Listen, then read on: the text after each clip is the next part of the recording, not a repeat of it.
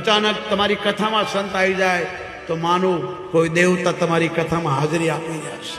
તમારા પિતૃઓ બેઠા, સંતોનું કેટલું સન્માન. સંતરે મંત દેખીને સન્મુખ ચાલી